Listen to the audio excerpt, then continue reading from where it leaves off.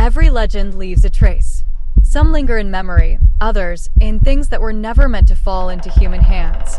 In the Myths Belief Store, you'll find artifacts, talismans, and relics steeped in the darkness of ancient faiths.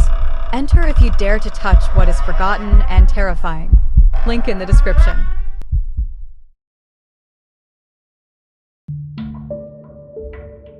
There are beings in Lovecraft's mythology that terrify with their appearance.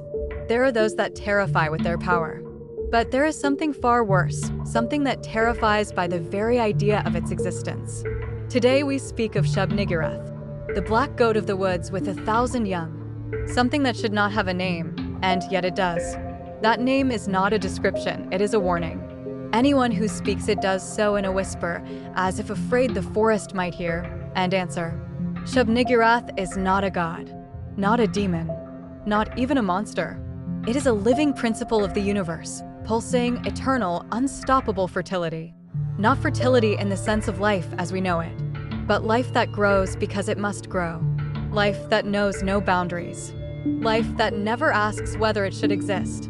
It is life that does not distinguish creation from destruction, because to it, they are the same. In its presence, everything becomes soft, malleable, ready to change. Those who claim to have seen Shub-Niggurath speak of a black mist that is not mist, of shapes resembling goat-like silhouettes that appear only to dissolve into something larger, darker, more alive, of tendrils that are not tendrils, but something trying to imitate them, of eyes opening in places where no eyes should be, and of a sound low, trembling, as if the forest itself were breathing. Some say it is not the eyes that watch you, it is the forest. And when it watches too long, you begin to feel something inside you watching back. For Shub-Niggurath appears most often in the woods, in places where light does not reach and the ground is soft like flesh, where trees stand too close together as if something pushed them outward from within, where the air smells of dampness, rot, and something else, something sweet, something alive. In such places, silence is not natural, it is anticipation. As if the entire forest is holding its breath, waiting for something that is about to be born. The 1,000 young are not offspring, not children, not beings that can be counted. They are fragments of Shub-Niggurath, pieces of its body that tear away, crawl, grow, change shape.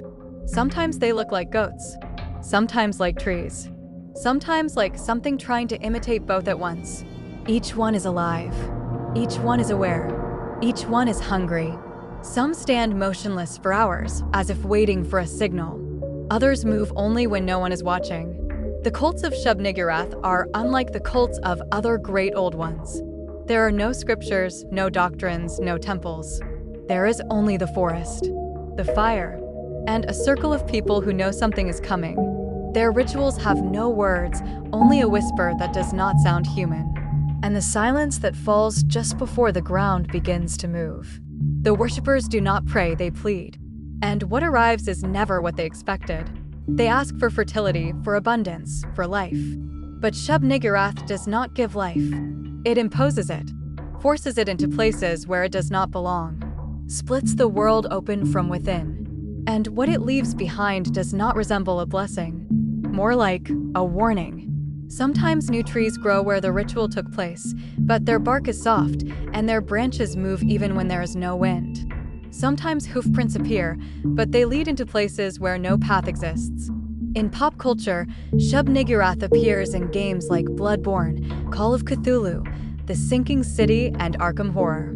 Creators depict it as a goat-like titan wrapped in tendrils, or as an amorphous mass of black fog. But these are only interpretations, attempts to give shape to something that has none. Every depiction is both true and incomplete, because Shub-Niggurath is not a form, it is a process. And every artist who tries to draw it ends with the feeling that something is watching over their shoulder, as if it is not pleased with how it has been portrayed. Shub-Niggurath is not a monster.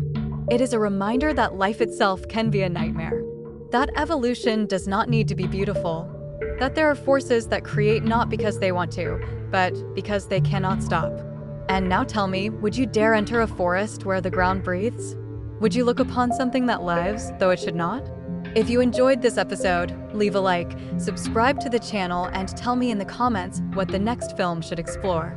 See you on the next journey, where life shows no mercy. Because there are places where the forest does not grow, it waits. And sometimes, it waits for you.